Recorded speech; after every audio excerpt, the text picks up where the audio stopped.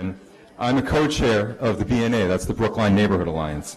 I want to thank you all for coming tonight, and I want to thank our co-sponsors, the League of Women Voters of Brookline and the Town Meeting Members Association. Thank you again also to the audience for attending what has become a tradition this time of year, the annual Candidates Night. While this event is traditional, the road that has led us here from last year is really anything but. To cite just a few examples, the country elected an incredibly controversial president. Massachusetts legalized recreational marijuana. Here in Brookline, we chose a ninth school. We signed a teacher's contract after a very long-standing dispute. And we continue to confront issues of race and immigration. Really the days of battling over leaf blowers seem to pale in comparison, although I know, but that's serious too. But it's not all negative. Really something very positive has happened here. On May 2nd, we're going to vote in one of the most hotly contested elections, local elections, that we've seen in memory. All three of the town-wide races are contested. We have 14 of 16 precincts that are contested, and in 3 of those precincts, there's actually 2 contested town meeting races. No matter what the reason for this, it's impressive and it's really a positive thing. The path to a thriving democracy is the competition of ideas and that forming a foundation of genuine contested elections. We're seeing that here in Brookline. I, along with you, look forward to hearing some of those ideas compete tonight. So with that said, I'd like to hand it over to Margaret Bush. She's going to be our moderator for the evening of the League of Women Voters of Brookline.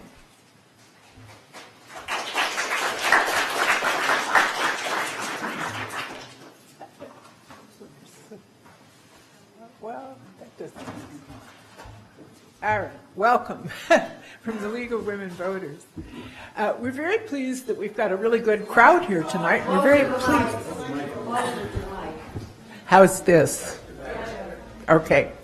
We're very pleased that we have a good crowd here tonight. We're very pleased that we have a very nice crowd of candidates, too. Our agenda is going to be pretty fast-moving and crowded. So first, a word to the audience about the questions from the audience, because that will be really important to the content of the program. You're being given index cards tonight to write your questions. We know that there are many of you in the audience who would really love to get up here and talk to the candidates. And that would make a very good forum, too. But we really are going to be tight for time tonight, and the candidates are going to have a real short time to answer you, too. So here's the scheme. We are asking you to write the candidates. You currently have been given nice, strong green cards, and these are for questions for the selectmen candidates, who will be the first group. Oh, library's going first? Oh, I got corrected. The library candidates. Sorry. We'll begin with the library candidates, I'm told. Here's the thing on your card. Make sure that your questions are concise and that they're clearly stated. We need to be able to know what's there. As your questions are written down, please hold them up and someone will come around and collect them. They're going to be read by a team of 3 people who represent the 3 organizations who are sponsoring us tonight, the BNA, the TMMA, and the League of Women Voters. Those people are sitting near me. Here's what they will look at. They will look at whether several questions are similar that have been turned into them. That means there's a lot of interest, and those may be selected. They're going to look for some variety of issues that we can present to the candidates. And we expect that each candidate will answer each question. So in writing your questions, please don't address them to one single candidate. They are questions that each candidate will be answering. Now, here's what will happen with the candidates. These folks have a monitor sitting right up front, Lee Cook Childs.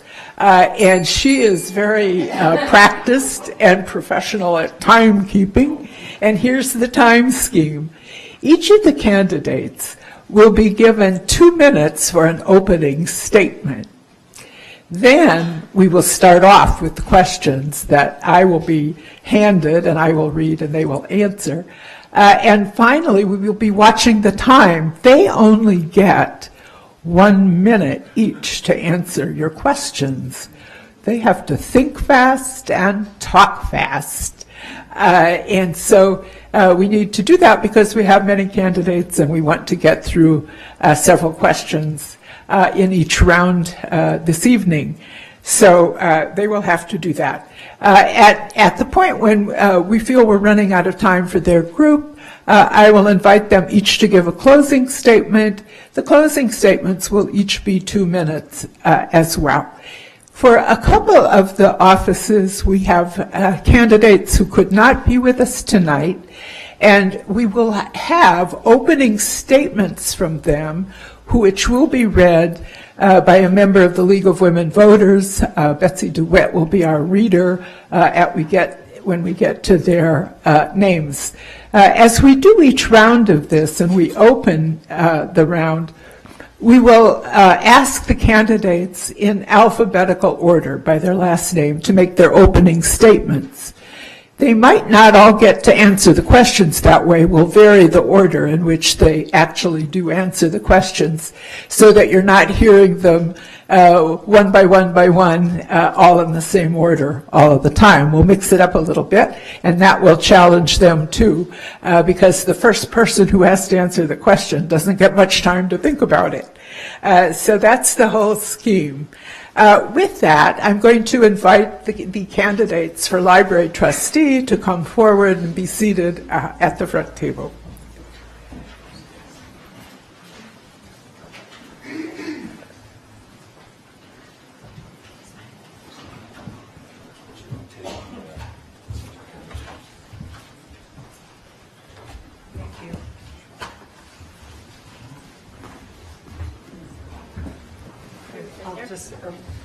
I'll just sit down. I was kind of hoping maybe I'd get to be Ben Franco tonight. Okay, and here we go. Alphabetically, the first of our candidates is Chris Chanya-Sulkut, and she will begin with her opening statement. Thank you. And then we'll move on. Hi.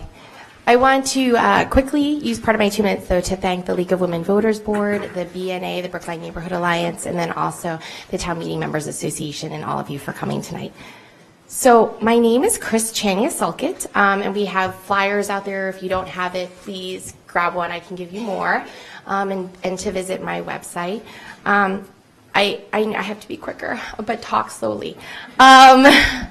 I volunteer in lots of different capacities throughout Brookline, and I really do love it. It's something that's sort of part of my family's, values and what we do, because we actually really enjoy it. So for me, it's not work in any way. It's enjoyable. I have co-chaired the Brookline Commission for Women for a while now. I am on the steering committee of the Brookline Asian American Family Network. I volunteer as a Medical Reserve Corps and Community Emergency Response Team member here in Brookline, so you might have seen me at a flu clinic or something. And I just want to continue to volunteer, though, as one of your 12 library trustees.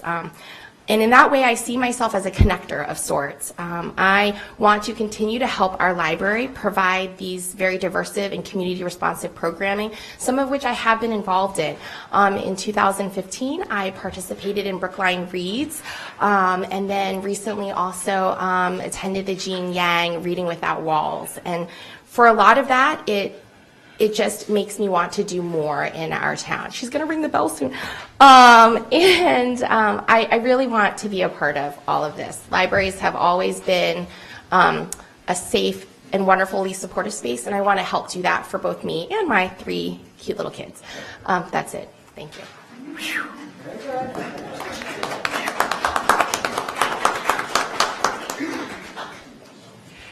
Our next candidate for this office, Elizabeth Dorsey, is not present, and we will have her statement read.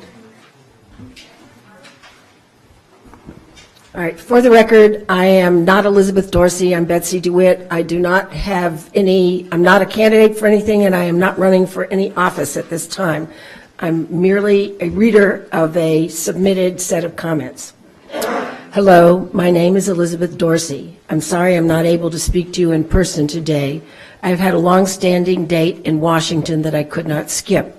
When I told the organizers of this event, they offered me the opportunity to speak to you through another, and I am grateful. The yellow flyers that you should have give you relevant information about my education and some of my work experience. So I will plunge right in and tell you what motivates me to seek your vote for trustees of the Brookline Public Library and what I see as needing to be done. I moved to Brookline in 1977 so my two sons, then second and fourth graders, could attend Brookline schools. At that time, I was in law school, and my husband's career involved some travel.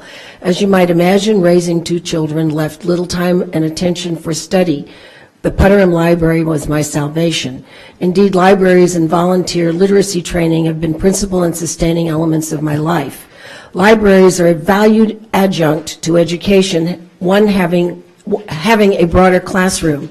We in Brookline have some of the finest, and yet there are some issues. The Putnam branch serving South Brookline is closed on weekends. The Coolidge Corner branch is the most populous library in the state, but is in deplorable condition. The community and its patrons deserve and demand better. Brookline most recently updated the main library, and I've learned in the course of this campaign that there are access issues at that library. As a member of Harvard's lifelong learning program, I can attest the full use of the libraries on weekends and is important every day until closing. The town's commitment to build a new elementary school to address the huge expansion of its school-age population and the expansion of the high school, the state cutback of local aid, and the town's commitment to lower housing costs reflect this unwieldy backlog of 40B applications that pose significant challenges to building a new Coolidge branch. Yet this must be a priority for the town. The trustees must advocate for this, as did the school committee for its needs. I have no doubt that Brookline will respond. I'm goal-oriented and have experience bringing stakeholders together. As a trustee, I will advocate for patrons and staff of our libraries and their communities to meet these important library needs. I ask that you give me one of your 4 votes for library trustee, and thank you for coming.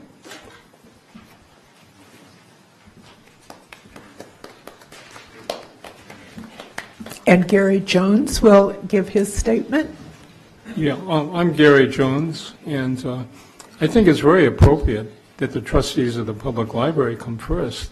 And the reason I think that is we're a cultural institution in Brookline that serves everyone. We have an open door. The rich, the poor, the young, the old, the young adults, and even the homeless come into our library.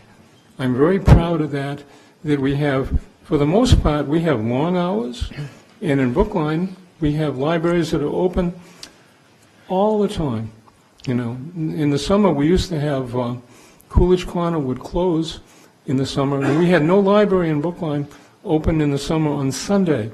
And one of my accomplishments I feel proud about was that I led a successful effort to open Coolidge Corner on Sunday. So now we have 7 days a week, we have our libraries open because they're public libraries.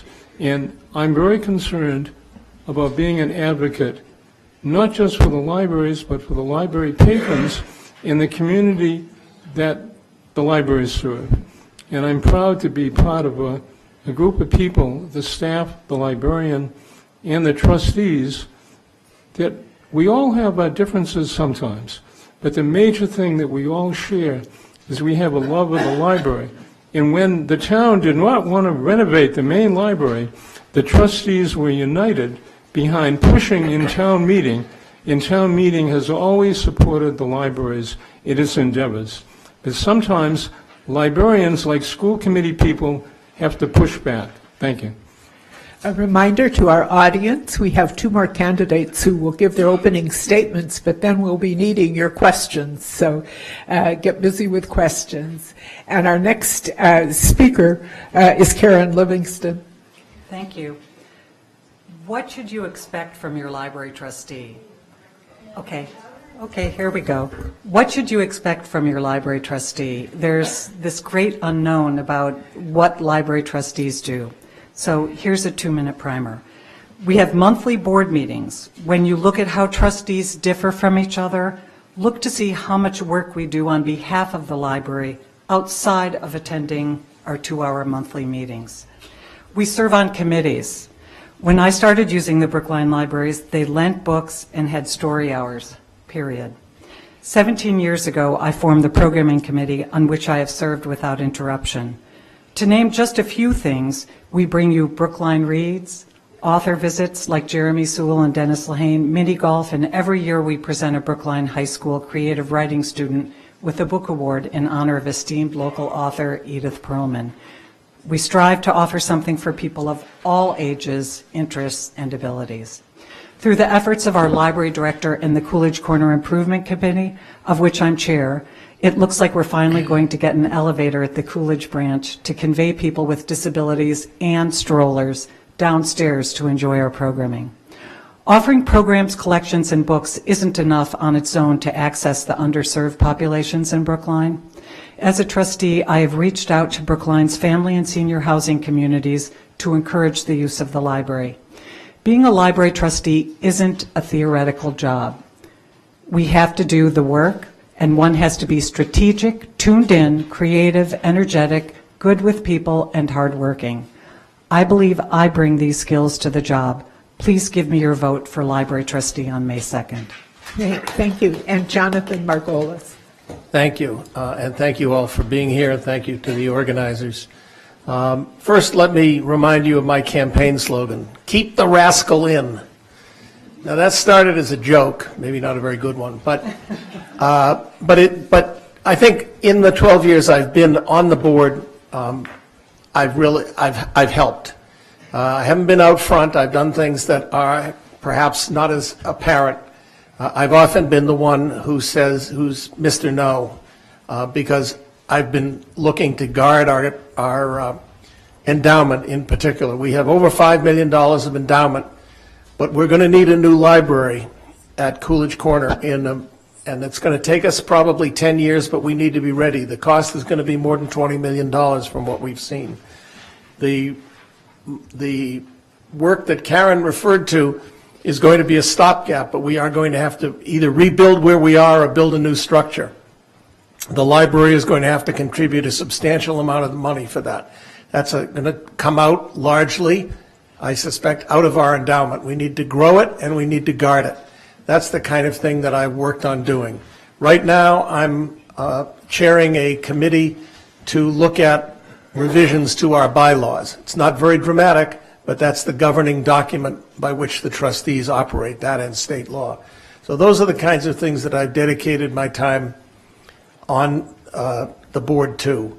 The Brookline Library is, I think, the most beloved institution in town. But we face the same kind of challenges that the whole town does. The biggest is money. The schools take about 60% of our town budget. The library takes just a trifle over 1%. But we try to serve, and we understand the needs of the rest of town, of town's institutions.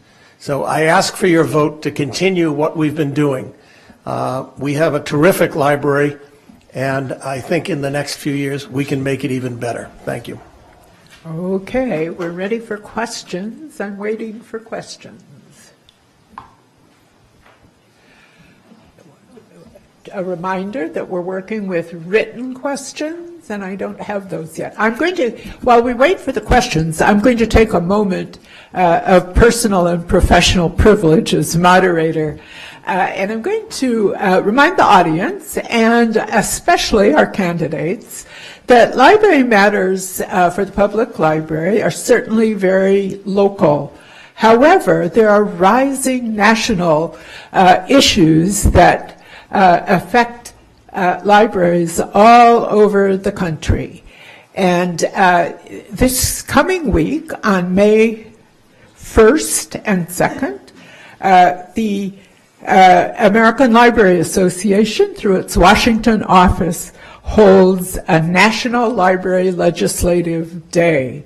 This is intended for library trustees, library supporters, and library users. All of you in the house tonight can find out about this by just Googling Library Legislative Day. With that, do your homework. We're all ready for questions.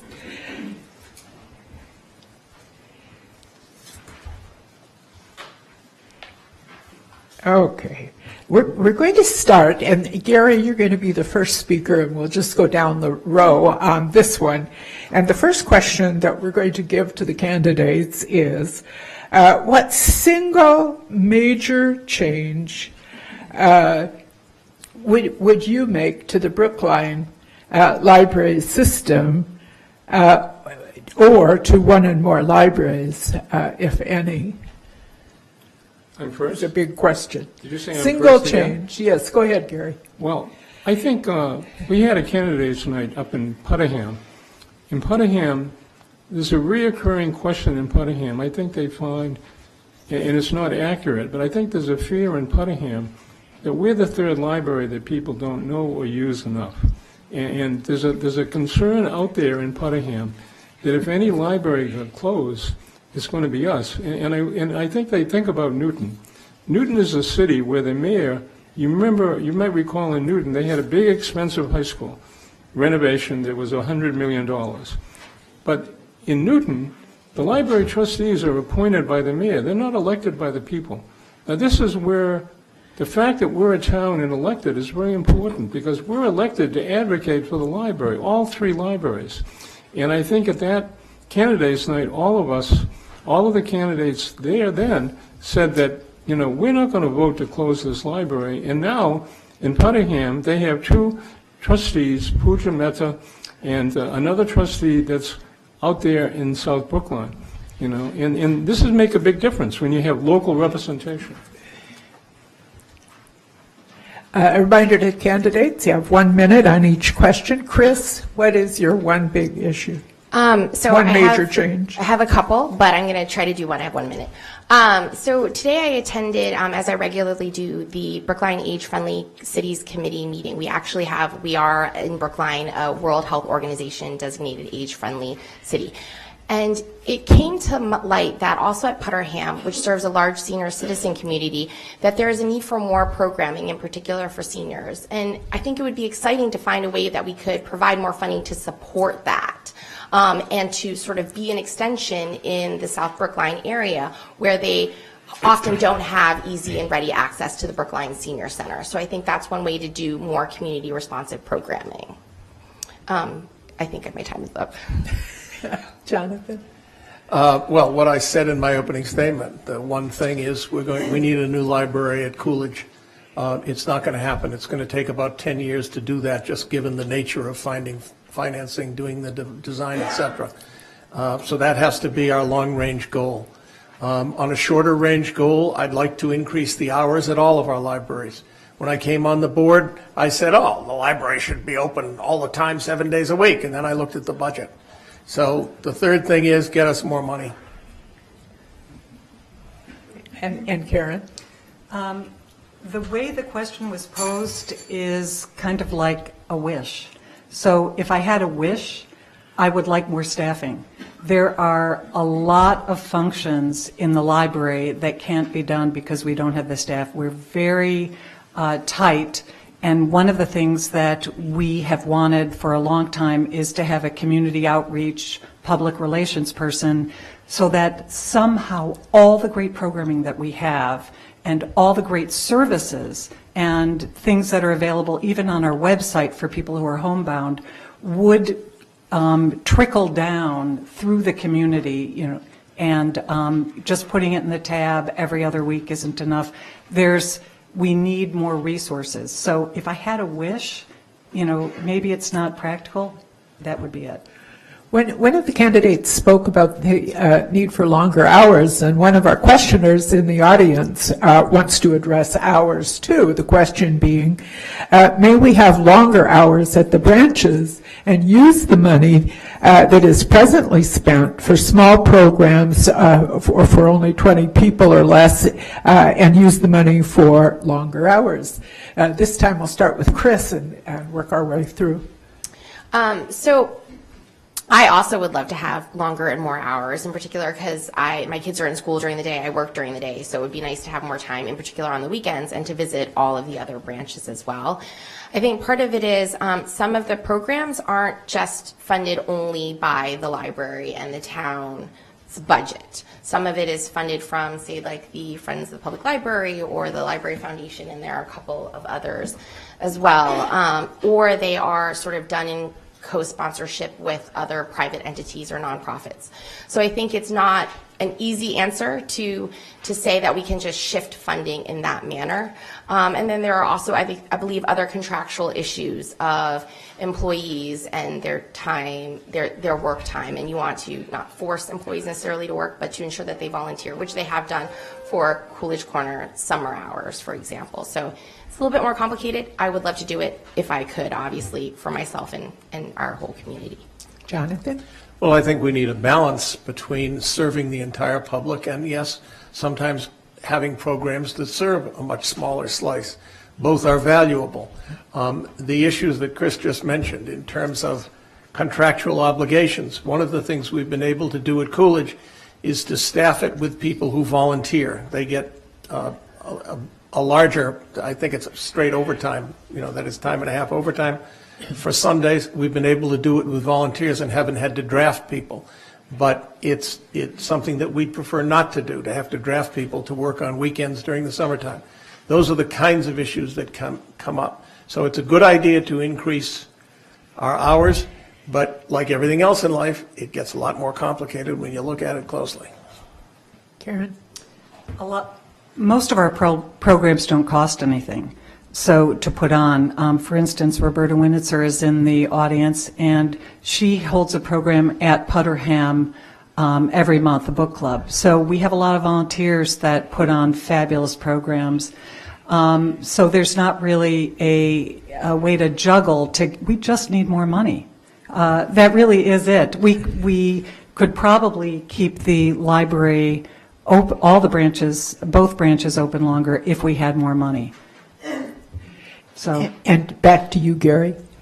Yeah, there's a real important distinction between operating expenses that really library hours are and staffing. I don't think we have a good endowment. When I was treasurer in the beginning, we were invested in certificates of deposit. I moved that money into stocks and bonds, and now we have 5 times as much. And out of that, we fund programs and library materials that are really extra. In other words, things that the town doesn't appropriate. But when you're talking about library hours that require staffing, and you're talking about these kind of items and more staff, that's up to the town to really come up and put the money up and appropriate it for those things. It shouldn't come out of our endowment. Our endowment, people give money to us, they expect extra things. Okay. It's interesting that Gary mentioned the endowment, because we have a question here that is a money question, and it is a question about the endowment. And the question is, how do you intend upon growing the library endowment? We'll start with Jonathan.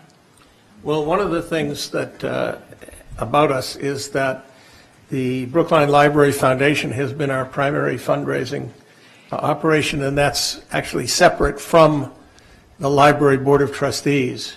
We have in the past got gifts, some of them quite substantial, to the endowment directly. We don't want to compete with the foundation, but at the same time, I think we need to explore ways in which to encourage, or perhaps, as they say in the charitable world, educate people to give to the library endowment directly. It's also a matter, I've just finished serving, because I got rotated off the investment subcommittee from the finance committee, and one of the things to do is to grow the endowment by sage investing, and I was the civilian. I was the person who, from the layperson's point of view, tried to ask the innocent question of people who were in the financial business. Thank you. Karen? Thank you. I was just at a foundation meeting this morning, and one of the things that we were talking about is how we can look for new ways to grow the endowment. And we've just kind of institutionalized our participation on Team Brookline. And in addition to that, we have foundation. For the first time, we've put together a major direct mail piece, which is on the table outside for all of you who are library supporters. And we have raised a record amount for an annual appeal from that. So we're drafting new people to join the foundation, and we're looking aggressively at new ways to raise money. And then we have our investments. So that combination, we'll keep plugging away. Gary? When the town basically didn't want to have a new renovated main library, the board stepped up and promised $1 million. This is about basically all we had at that time, to be seed money to renovate the library because we'd get a state grant. Now, the board of library trustees at the time were unified, but at the same time, a woman, God bless her, Gabriella Rumina, established the foundation. So now we have an endowment that's significantly bigger, and we have a foundation that raises money. And I think that the way that raising money certainly would happen in the main library, when you have a goal, we want to renovate the library, make it handicap accessible, and we want to have all floors accessible for the public. When you have a goal, it helps people give money, and it motivates the foundation people to work hard. And what we need is another goal, like maybe a new Coolidge Corner library. That would be a motivator. And Chris? So I guess I'll have to speak not about my specific recent experience at this library, but the other board memberships I have. I serve on the executive board of the American Public Health Association, on the Planned Parenthood League of Massachusetts. I was a commissioner on the Asian American Commission and our state's Women's Commission. And on all those boards, you have to do significant fundraising, anywhere from tens of thousands of dollars to hundreds of thousands of dollars. And I've been involved in many of those efforts, many years worth. And for all of those, it's a combination of developing a very specific ask, for lack of a better word, a sexy ask, something that gets people excited about it. And also to ensure that, we need to make people understand we're looking for bucks for books or whatever it is. Get behind the new Coolidge Corner and know that it helps everyone to have a fully accessible, beautiful new space. So I would bring that experience to this from the different hats that I have worn and do wear still. Thank you. The public library, like public schools, has its support, its money support, comes from the town. And we heard some talk here at the table about money that's different from the town's money, the foundation and the endowment. And probably that confuses some of us here in the audience. So I'm going to ask the candidates to each talk about a little bit to us about the difference between foundations and endowments. What should we do about that as out here, those of us who are supporters of the library? Karen, you get to go first on this one. Thank you. We actually have three kind of pools of funds. Well, more if you include state grants and that kind of financial aid. We have the Friends of the Library who bring in money through the book sale and support a lot of enrichment for staff and some programming, ongoing programming. We have the foundation, which is designed to also add enrichment, but through things like museum passes and special programs, sending some of our staff to conferences, enriching their lives as well.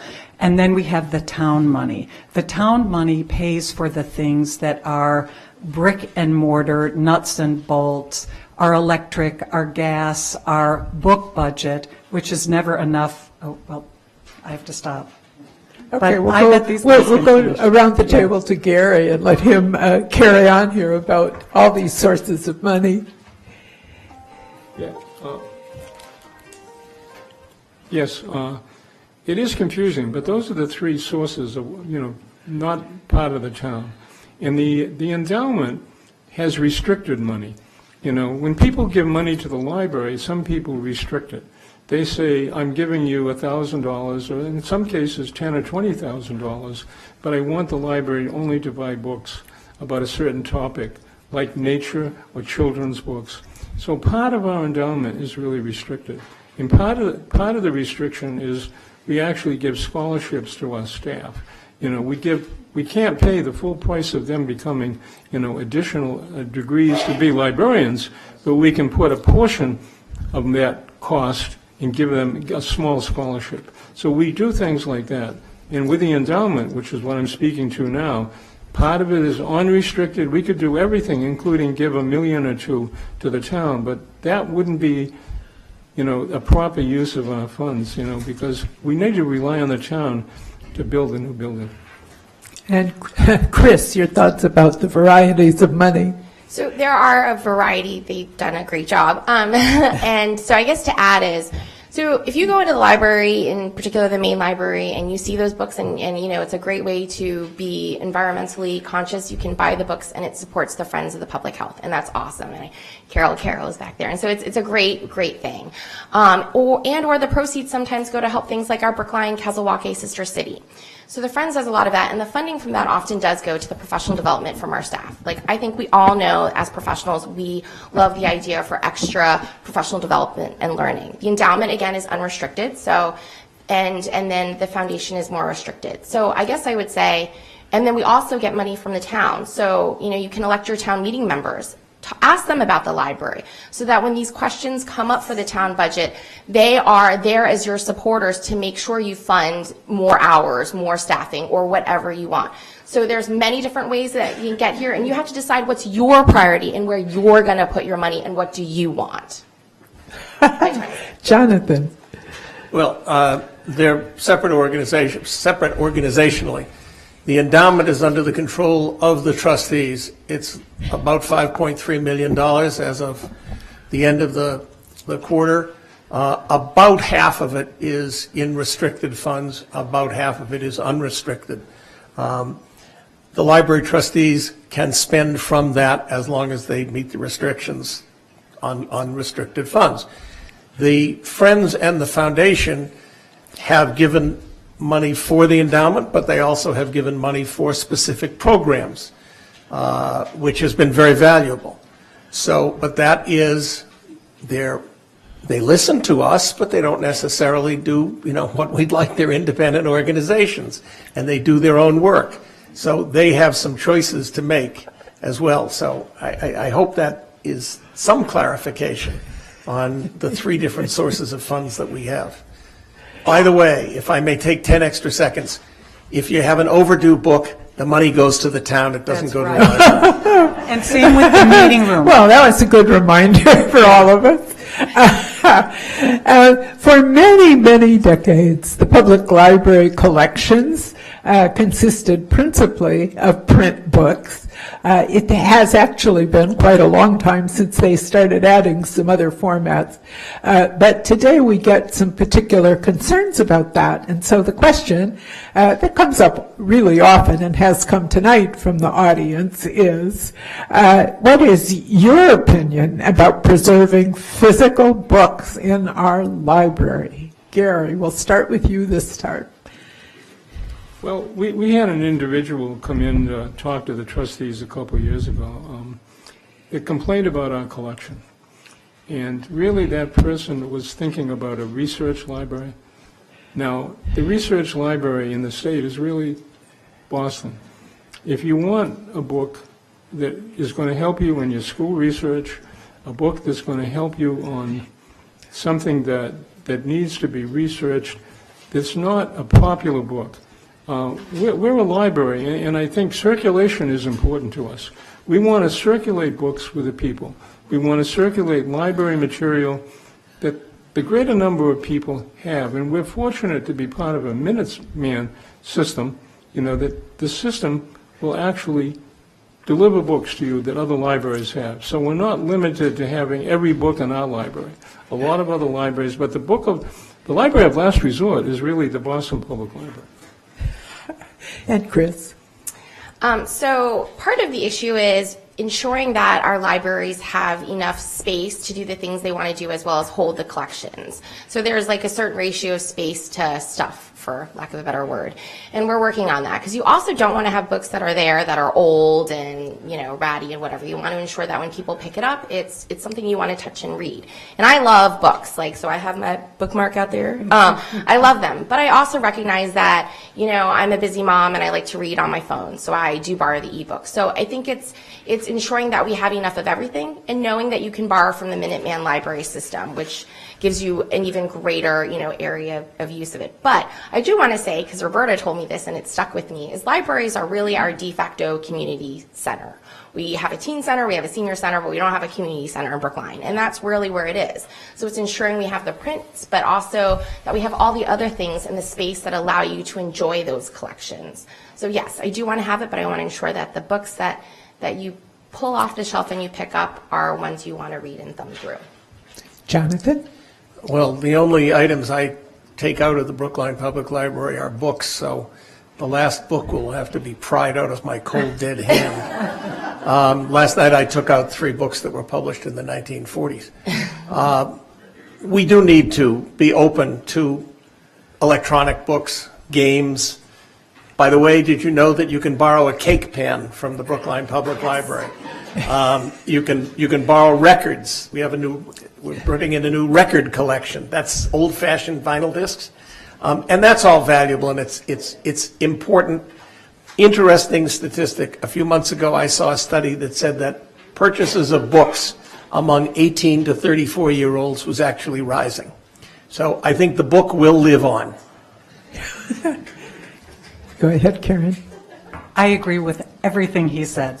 And I want to add that in our community, we live in a very densely populated, many of us live in smaller spaces, and having circulating cake pans, tools, record players, in Maine, they circulate kayaks. There's no end to what this town could benefit from. But paper books are the bread and butter of this library. We're adding more electronic offerings like magazines, the New York Times for free. Magazines like The Week, The New Yorker, all free with your library card. You can access all of these things on our computers or yours. We won't ask our panelists for the numbers, but probably for a lot of us in the audience, it would be really fun to see the various circulation figures that go into the library's annual report, because they're very big, and it would be fun to see how all these different categories of stuff do. Right now, we need to ask our candidates on this panel to wind it up, so we're going to ask them now for their closing remarks. And once more, we're going to go back to alphabetical order. They have 2 minutes again to give us their final thoughts. Chris, you're first in the alphabet. I can go last, though. I was first last time. Oh, that's okay. We're back to alphabetical order. Okay. So I guess I just wanted to say I'm a first-generation immigrant, and libraries are where I grew up. My parents would drop me off there. Everything's free. She would nap. I would read all your Sweet Valley High, your Nancy Drews. I kind of think I'm a detective in my dream world. And I read every Babysitter's Club. And I loved that I could open it up and I saw Claudia, an Asian babysitter. And I was like, no way, and she's cool and she doesn't even do math. She was an artist. So I want to see that for my community. I want kids to see themselves. I want to provide more of that. And the library does really great diversive, community responsive programming, but I want to be a part of making more of that and ensuring that all parts of our community know about them. I regularly meet people who don't know you can rent games. We returned Robot Turtles. You can go get it now. It was a hit in my house. I want to renovate or build a new Coolidge Corner. I want to increase hours, but I understand that I'm going to need to work with 11 other people. I would love to have the opportunity to do that. I think I bring my strong grassroots advocacy background, my work on other boards, but I also really bring the fact that I'm a parent who really does use the library with my 3 young kids. I use Hoopla, awesome for long car rides. It's totally free. You can listen to things on tape, and it totally, quote, shuts them up. I bring a really different and fresh and different perspective, I think.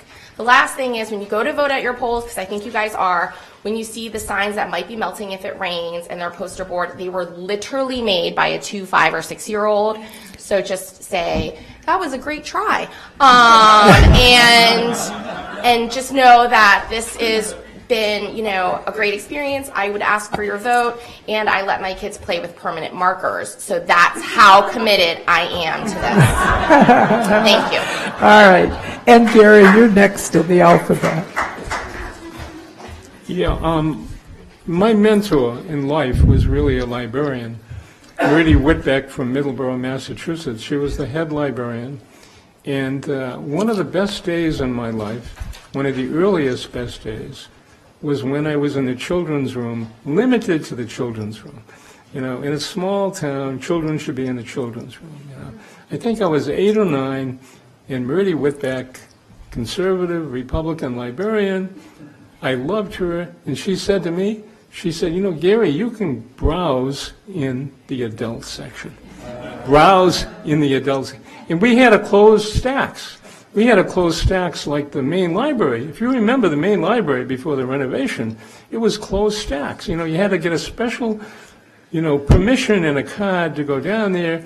But I'll tell you something, now, people that are using devices and stuff, I'm still a browser.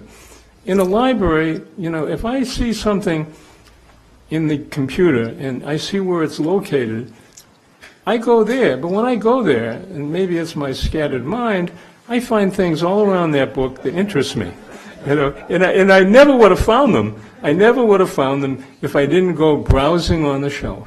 And Meredith Whitbeck, God bless her, she put me on a path to college. I got a degree from Notre Dame and 2 degrees from Harvard, all because of a librarian. All right. And I'm to Karen. Thank you.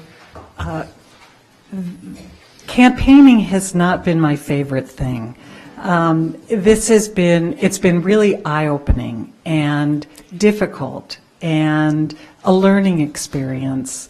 In 17 years, I've never really had to do this, but it has been the most enriching experience that I've had to go out and talk to people and campaign, and I've learned so much more about how the people are using the library here. And it's been exceedingly helpful. And one thing is true, that everyone loves the library. There is no controversy. It is the most, it's so delightful to be able to tell people that I'm a library trustee because all they do is smile. They're so thankful. So I want to thank all of you for letting me, for these last 17 years, be elected and do this fabulous job that has enriched my life, and I hope I have been able to enrich the community. I'd like to continue doing it. Thank you. Jonathan. Thank you. I was thinking, when I was in high school, I worked in the library some afternoons, and I spent a summer shelf reading books, that is, putting them in the right places at Brandeis. And my mother was actually about that time president of the Brandeis Women's Committee, which supported the Brandeis Library. At that time, they had 70,000 members nationwide. So I've been involved with libraries, maybe not quite as long as Chris, but pretty close. And it's been a great honor to be a trustee. And one of the things I want to say to you is we would like to hear from you. It's been great to be out on the campaign trail, and I've got some ideas, some tough questions from people, and they're good questions. But don't be afraid to speak up, because yes, the library is a beloved institution, but it's a constant challenge to maintain that status. And that's what we have to do. So I ask for your vote. This is the only campaign sign for me you're going to see. I don't have stickers. I don't have buttons. So when you're walking around town between now and May 2nd and you see somebody who doesn't have a sticker or button on, you know they're for me. But nonetheless, I ask for your vote because you can't have too many votes. Thank you. And a very big thank you to all of our candidates. We all appreciate your good work.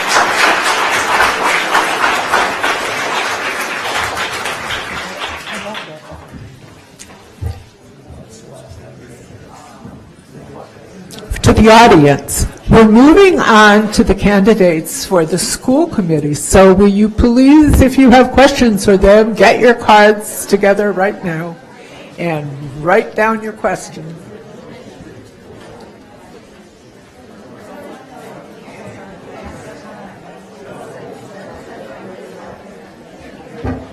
I'll switch these two. Is that all right? Yeah.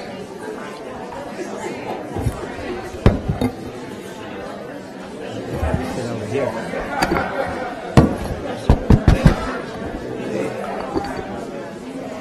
Oh, there's just 3 of us, aren't there? Yeah.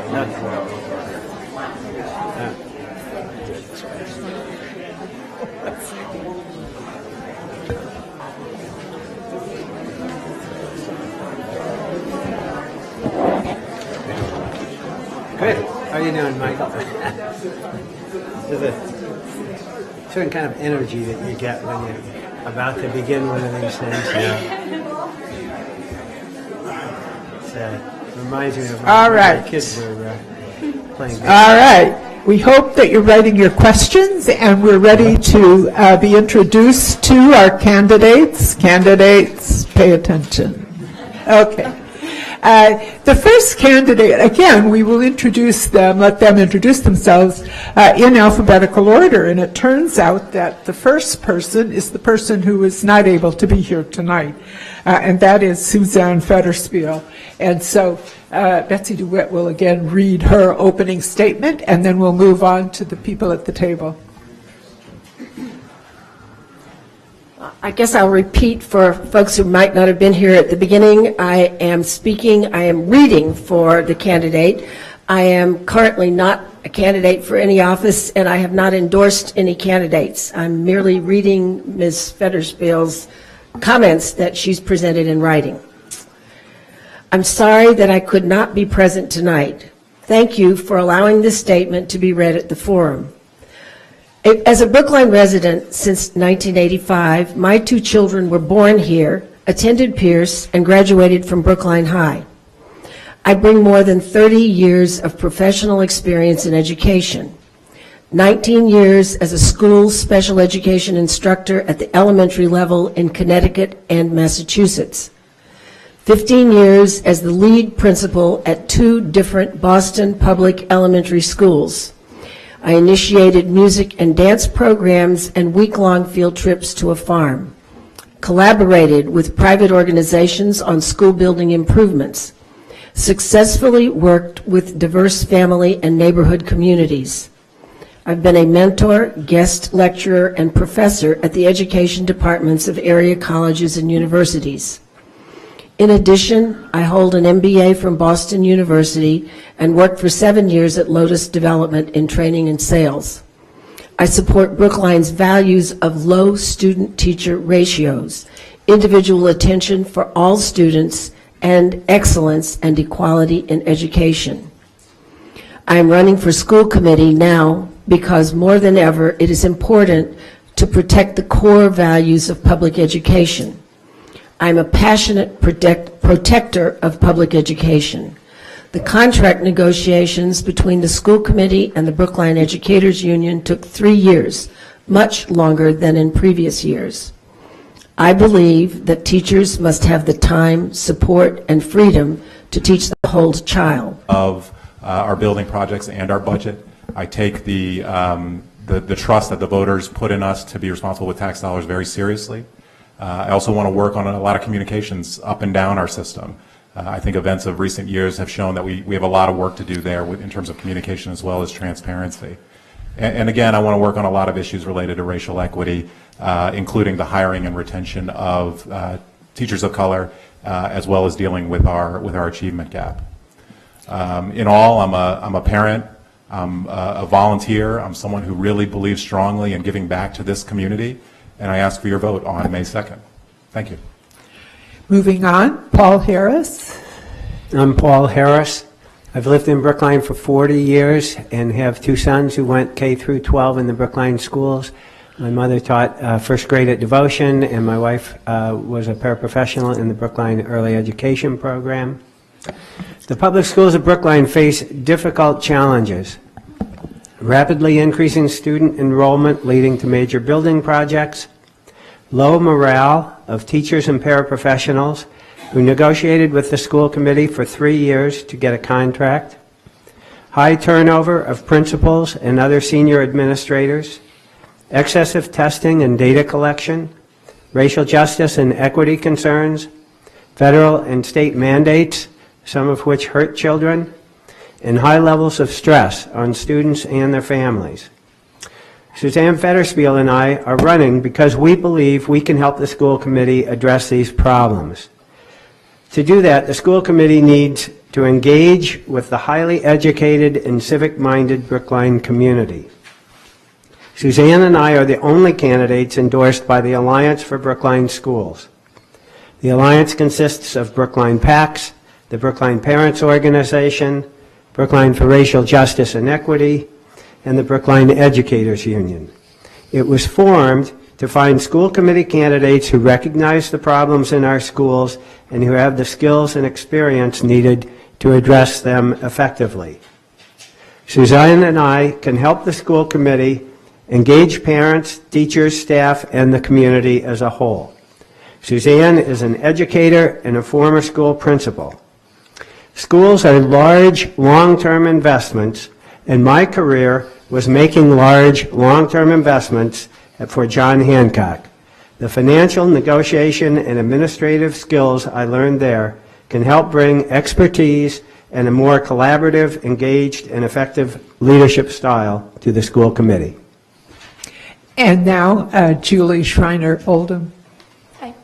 Thank you. Thank you, everyone, for coming on this rainy day. We appreciate it, and I really appreciate the opportunity to...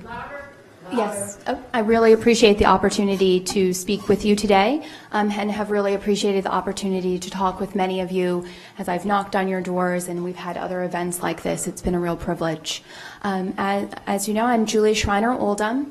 I am the mother of 3 girls. I have a 4th grader, a 1st grader, and a 2.5-year-old who thinks that she is a 4th grader.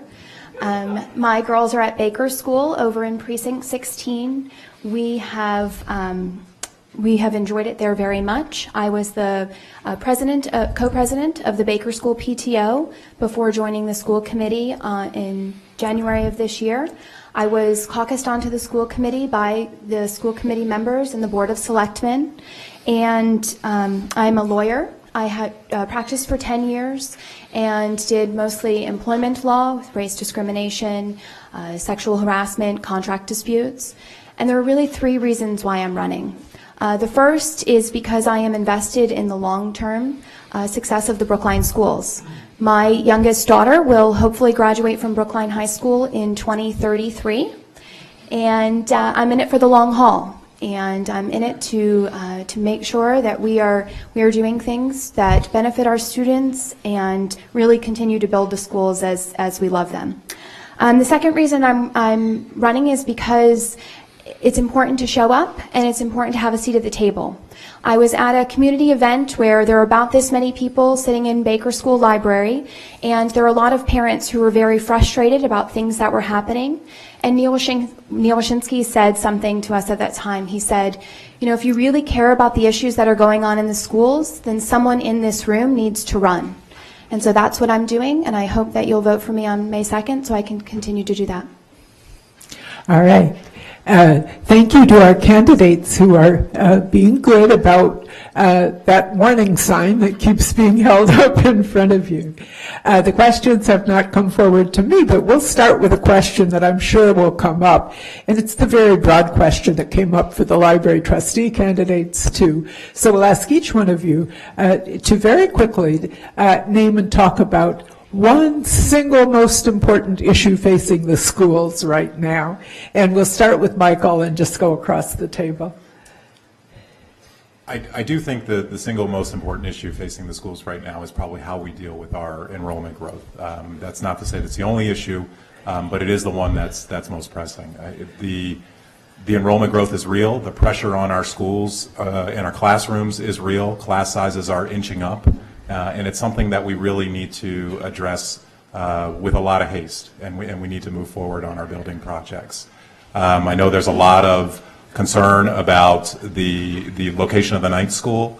Although it wasn't the location that I chose the Baker School. I still at this point am supportive of the selection of the decision that was made, and I think we need to move forward on it as quickly as we can, again, because of the need is so there. Similarly with the high school, we need to continue to move forward with that expansion because we're expecting 2,700 students at the high school very soon. Julie?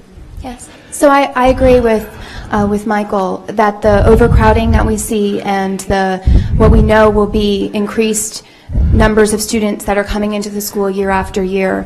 I'm over at Baker School, and there we've seen that the school is built for 600 students, and right now we have right about 800 students at the school. The principal shares an office that's smaller than this area that the three of us are sitting in right now with the two vice principals at the school. And so I've been in there for meetings where we're discussing sensitive issues, and someone will walk into their office with the student or with someone else who they're wanting to meet with to talk about something else that's very important. And these limitations that we have in the schools right now will only continue to increase. And we need, at this moment in time, it's very critical that we really address this issue. And Paul? Well, since Michael and Julie have already talked about the overcrowding issue, I'll talk about another one, but obviously that one is very important. The one I'll talk about is the low morale of teachers and paraprofessionals. I think one of the things I would like to do if I'm elected to the school committee is to bring a much more collaborative, in the sense of not just collaborative within the school committee, but collaborative in reaching out to the teachers and the paraprofessionals and listening carefully to what their concerns are and being responsive to what their concerns are. A lot of the best ideas always come up from the bottom, and if the people at the top aren't listening, they lose that. And so I think that's a very important thing, is to listen carefully to the teachers and paraprofessionals and to respond to them in ways that can help them teach better and to inspire the students. Okay, now we have additional questions coming forward from the audience, and we'll start with a question which we've been hearing about out here in the community in recent weeks and months, and it goes like this: the role of the principals is vital. What is the reason for Brookline not being able to retain them? Is there a common factor? We'll start with Julie this time and work our way through. Sure. So very recently at Baker, for example, we were told that Dr. Brown was considering a superintendent position in a neighboring town. And her situation was very unique. It was the town where her father had been a superintendent for many years. The middle school, I believe it's the middle school in the town, was actually named after her father, and she had very close ties to that town. And I think that her situation is very similar to a lot of the other reasons we've lost principals in the schools. We lost one of the principals because he was promoted to our own superintendent. We've had principal recently who is leaving because he has a serious family member who's dealing with a very serious health crisis. And I think that we have very unique situations. And I would also like to say that I think that to the extent that we might have lost principals because of administration in the past, that we have a really wonderful administration in place now. And I hope that we are really able to retain the wonderful principals that we have going forward. And we'll move on to Paul. Well, Devotion School was built in 1894, and when it celebrated its 100th birthday in 1994, it had had a total of 3 principals over 100 years. I know there have been times, since I've lived here since 1976, I remember times where there was a great stability in the principals and in the staff in the public schools of Brookline, and I think that we can retain that. We can return to that. We have a wonderful community here, a highly educated, international, multicultural community. It's a wonderful place to live, and I think that the key in my mind is creating the kind of culture that makes people want to set down roots here and stay in the public schools of Brookline. My mother taught here in the public schools of Brookline. I remember what the teachers were like in those days, and I think we can return to that, and I would like to help bring that about. Okay, and moving on to Michael. I don't think there's a common thread running among all of the principal departures or whatever the reasons were for them moving on. As Julie said, there were family illnesses, there were promotions, there were people looking for other opportunities for other reasons. And I think we're in a different era now than we were in the past. Principal tenure nationwide is shorter than it used to be. I do think there was probably some effect of some of the instability within the administration. Our superintendent, as well as almost every member of the senior staff, has turned over within the last year or two, and that did create a little bit of instability, which I think may have contributed somewhat. But I think we're all really excited about what Superintendent Bott has been doing, and the tone that he's setting, and we're very confident that we're going to be able to attract principals that are going to be here for a significant period of time going forward. Moving on to a different problem, one of the people in the audience asks, how do you propose to address the persistent achievement gap in our schools? And this time we'll start with Paul. Okay, well, that's a complex problem that's taken, there's been a lot of attention given to it over the years, and I've looked at the MCAS scores, for example, and it's clear that there's, based on those measurements, that there's still an achievement gap. One of the people who I've talked with a lot recently and who's endorsed me and Suzanne is Adrienne Mims, who used to be a dean at the high school, who's African American, and who started the Calculus Project to help people of color to do better in math. And I think he has a lot of wonderful ideas that we need to be bringing into the schools and not resisting. And there has been resistance to some of the things that he's been trying to do, so I think we can do better by providing an environment in which the changes that he's recommending can be implemented. And moving on to Michael.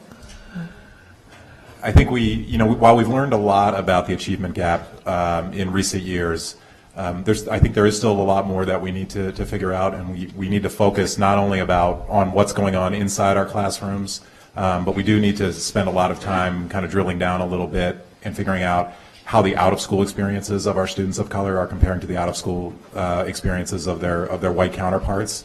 So I think that's one piece of it in terms of trying to understand it. I think there are also issues of culture within the schools at large that need to be thought of and need to be addressed. Issues of disparate treatment of students, whether it's around discipline or accessibility and opportunity in more advanced classes. We hear about some of these things still going on.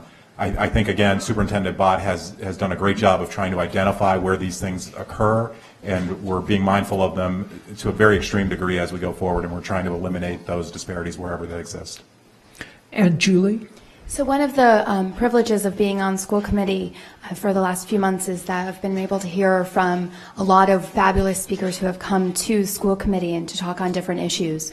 And one of those amazing groups that we've had come to school committee is called MSAN. And it's a group of minority students at the high school who have been working with administrators and working with teachers and other members of the community to really think about these issues and have conversations about these issues. And I think that that's a really key one. They were tremendously inspirational, and they were inspirational. And I think that they have that listening to what is going on in the classroom for the students that are experiencing this achievement gap is a really important part of the process. And some of the things they talked about is how they really noticed that in their classes that their teachers asked them questions that they thought were the easier questions, or that they were the dumber questions. And so they weren't being challenged in the same ways that their counterparts were. So I have many more thoughts on this, but my time is up. So. Moving on to a question that we certainly have heard discussion of. The Baldwin School site has serious legal issues, the questioner says. If it does not go forward, what is your plan B? And we'll go back to the beginning with Michael this time. It's a very good question.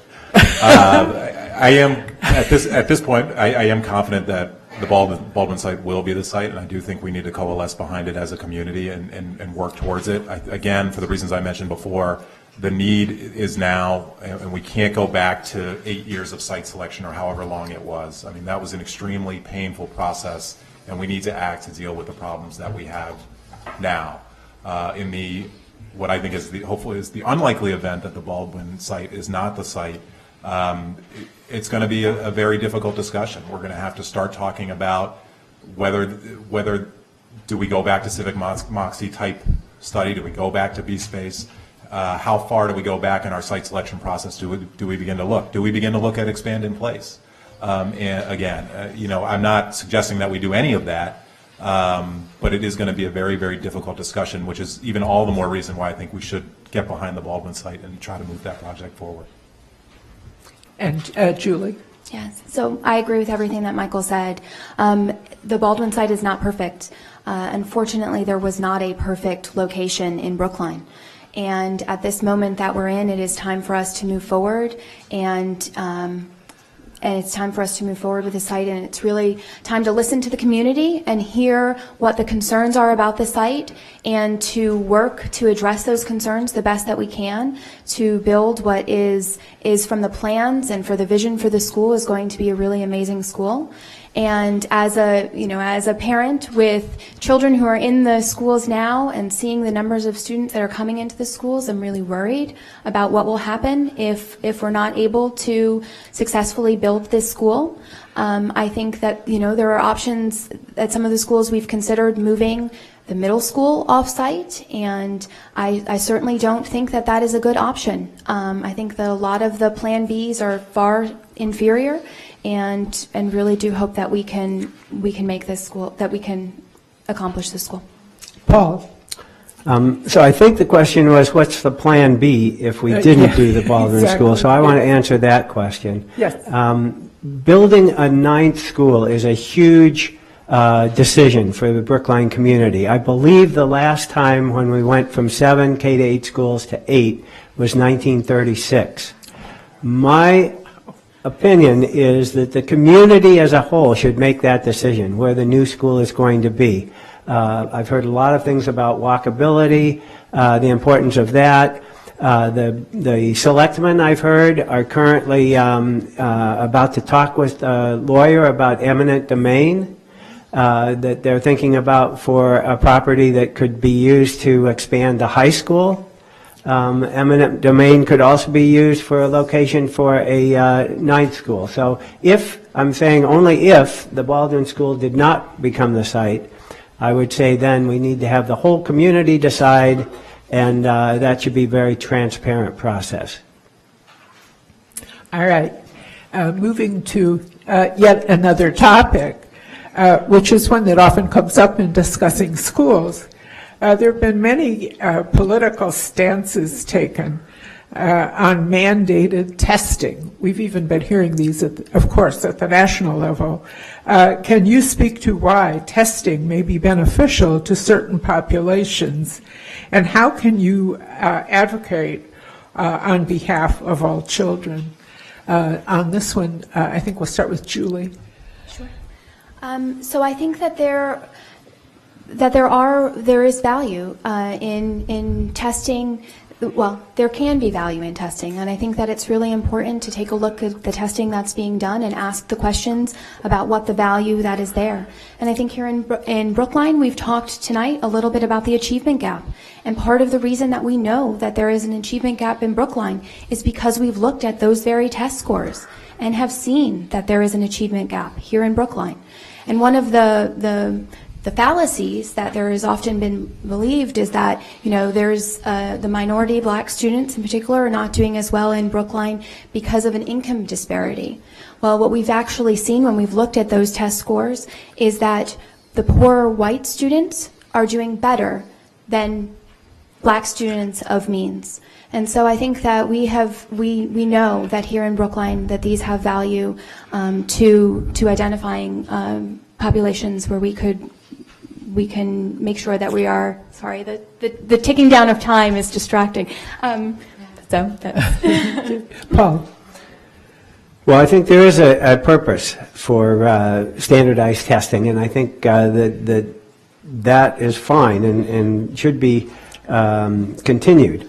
But there's also an attitude, and I think our current school committee has this to some extent, of trying to have a data-driven process in which there's more testing than really is necessary for the teachers to evaluate students. A teacher can look at the writing of a student, and who knows the student can tell how well that student can write. And on other topics as well, and other subjects as well. Teachers who are good teachers can have a sense of their students. I think I would point to the example of Finland, though. They reduced homework, increased recess time, and doing a lot of things that seem counterintuitive, ended up, when they took standardized tests, in being the top of the world. Okay, moving on to Michael. Sure.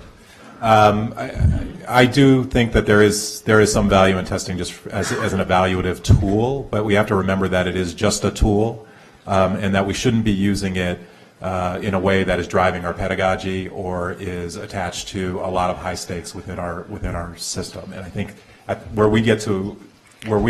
if that starts to happen, we need to start taking a step back and really reflect on what we're doing. One of the things that I'm really happy that we've been able to do recently is ensure that teacher evaluations are no longer taking into consideration, or aren't taking it, they never took into consideration, but it's more formalized in the teacher evaluation process now that they're not taking the results of high stakes testing, MCAS testing, into consideration. So I think that's a really positive step. And if we keep testing in the right place and treat it as the tool that it is, rather than using it as a pedagogical driver, I think there can be a right balance. A few weeks ago, the League sponsored a program here in Town Hall on transparency, and we've had a couple of questions that sort of relate to that whole idea of transparency. So this one is about, it combines two questions which really address each of you as a candidate rather than the issues in the schools. And so the first question, which is very short, was who is your constituency? And then the related question is your campaign receiving significant funding from organizations or individuals with an interest in school matters? What promises have you made to them? Paul, this time it's your turn to start. Okay, what was the first short question? The first one is, who is your consistency? Who- And then who the is my second one this constituent? has to do with campaigns receiving significant support. Well, I really see my constituents as, first and foremost, the children who are in the schools of Brookline, and then the families that they're a part of, the community as a whole, the voters, the teachers, and other staff in the schools. As far as the second question, the one about money, I have been endorsed by the Brookline Educators Union, for example, and there are members of the Brookline Educators Union who have donated money to my campaign. I think it's worth pointing out that the Brookline Educators Union has never endorsed candidates before. And so for me, and from what they've told me, the reason that they have endorsed Suzanne and me is because the situation with the teachers and the school committee has gotten so difficult that they felt that they had to take that step. And one of the questions was, have you made promises to them? Oh, and I have not made any promises to them. Okay. Okay. And moving over to Michael. I think our constituency is everyone in the town, quite frankly. We have to remember on school committee that more than 80% of the households here do not have kids in the public school system. So what we do is not, while we hear mostly on school committee from parents, we have to remember that there's a significant portion of the town that we have to consider as well. I think of this in particular with regard to some of the tax impacts of some of the decisions that we're going to be making, and we need to be supportive of efforts on the other side of town, on the selectmen side, that continue to keep this town affordable. But again, it's broader than just parents. It's the whole town that's our constituency. I've not accepted funds, or I'm not backed by any particular group, and I haven't made any promises to anyone. Okay, Julie. Yes. So, I agree. It's one of the phrases that I've heard a number of times at advisory committee and at some of the other, at advisory mostly, is the one team, one town, one team. And I think that that's very important here. I think we have a lot of different voices here in town, and a lot of people who have quieter voices, some with stronger voices. And I think that every voter and every member of the community, whether they're able to vote because of their legal status or not, I think that they are also part of our constituency, and even down to the littlest ones who can't vote just yet. So I have been doing fundraising in this crazy election that we've been having, and I've received funds from many parents and members of the community who I've interacted with in my years being involved at the school and involved in the town. I've received contributions after speaking at events and candidates forums from people who heard me and supported me. I'm not being backed by any large organizations, and have not made any promises to any of them. Okay. And we've come to the time when we'll let them wrap up, and they each get 2 minutes again to do that. So we're back to alphabetical order, and Michael, you'll go first. Well, thank you again, everyone, for coming. I think it's a real testament to our town that so many people show up, and there are millions of people at home watching on television. So again, I do want to thank you. I am very much a public school guy. I come from a very middle class background, and as a result of the good public education that I was fortunate enough to receive, I was able to go on and become the first person in my family to graduate from college. And the public education I received really laid the foundation that allowed me to go on and graduate from law school and do all of the other things I've done with my professional life. So I really feel like I understand and appreciate the importance of having a very high quality public education system here in town. And I think that the school committee, in making its decisions, really needs to be focused on what's best for students first and foremost. Need to be primarily student-centered. And that's what I've tried to do over the last 3 years. I've tried to be thoughtful. I've tried to take the opinions and the positions and viewpoints of all people on all sides, cogitate on those, and then ultimately make a decision that I think is best for kids, for my kids, for all of your kids, for everyone. And again, that's what I want to continue to do. And I think it's important that we continue to do that, and I think it's super important that the school committee not become a place that is bogged down by ideology, by dogma, or by politics. I'm hoping that a lot of you feel the same way, and if you do, I hope to get your vote on May 2nd. Thank you. And we'll go to Paul. First, I want to thank the League of Women Voters and the other organizations that are sponsoring this event and everybody who's here. I'm delighted that we have a contested election for school committee because it means that we all have to get out and engage with the community, which is one of my primary goals. Our children are the future, and we don't know which ones may grow up to become world leaders. I want to talk just a bit about someone who was educated in the public schools of Brookline. About a month from now, on May 29, it will be exactly 100 years since John F. Kennedy was born at 83 Beale Street in Brookline. Kennedy ranks third after Mother Teresa and Martin Luther King Jr. on the Gallup list of people most admired by Americans in the 20th century. The only public school John F. Kennedy ever attended is the Devotion School in Brookline. So, I'd like to end by paraphrasing one of his most famous statements. Ask not what the public schools of Brookline can do for you. Ask what you can do for the public schools of Brookline. Thank you. Very good. All right, Julie. So I'm in the schools almost every day. I have had the privilege of working, when I was on the PTO, I had the privilege of working in almost every classroom at Baker School and talking with the teachers and hearing what is happening in the schools and talking with parents on the playground about what is happening with their kids in the schools. And that's why I'm here, because I have seen what fantastic things the schools are doing and what fantastic children the schools are helping to educate. But I've also seen areas where we can improve the schools. And I believe in those. I believe that we can work together to make that happen. And, I, as a parent and as a taxpayer, I also appreciate what it means to have to be asked to pay additional monies for overrides and for taxes that go to the schools, and I understand the percentage of the budget that goes to the school, and I recognize that responsibility and take it very seriously.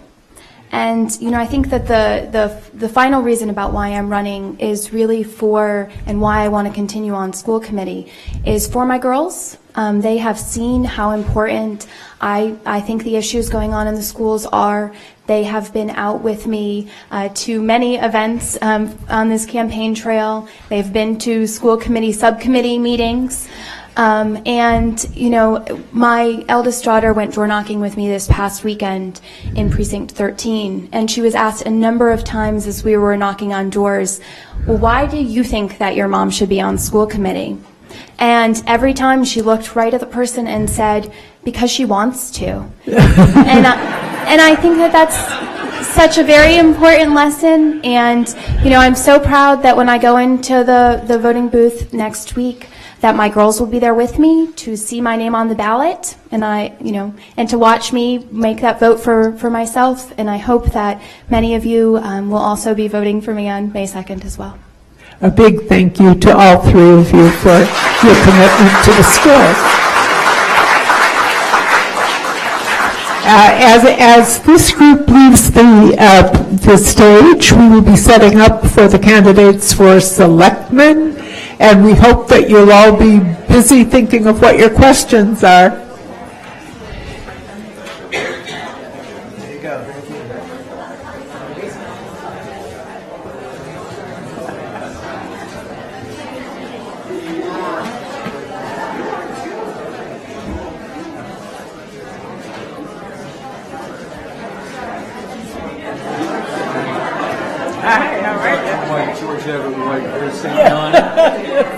a lot of familiar faces here in the audience tonight, which is great.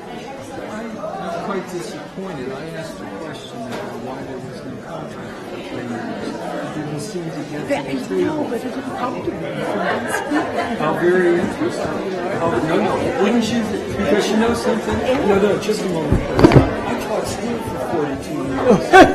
No. Macy's. 42 years. You know what was one of the most distracting and disturbing things? Hope I don't have anything in my teeth. Those 42 years. Junior, this is my seat. I'm right at home. You claim it. That is And you know what it says about leadership? That was the question I asked. I'm very disappointed. Don't you think that was sort of, right? Doesn't you think, you know, it's like in the corporation, when they say, I worked for Apple for 22 years. No, and you say, and when the product didn't come on,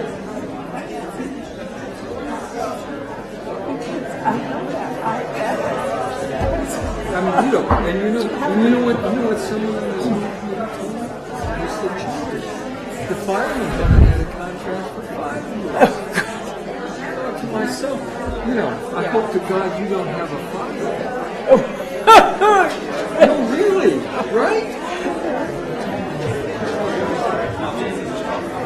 Well, at the rate we're going, we'll be out of time. Okay, so, yeah, no, I'm just wondering if there's a question. Well, I was, we have,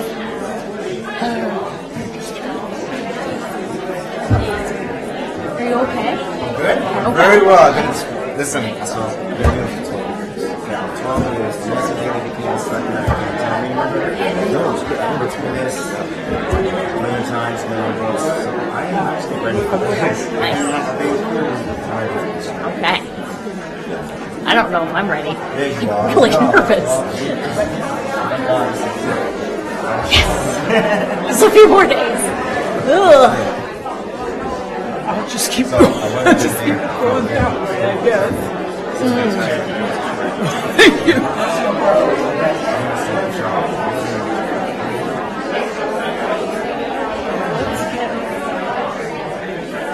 Could we please have people back in their seats? Attention. We would like to hear from the candidates. If the people in the audience would please take their seats.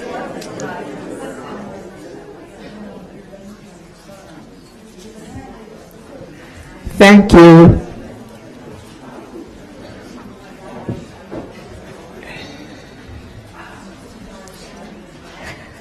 All right.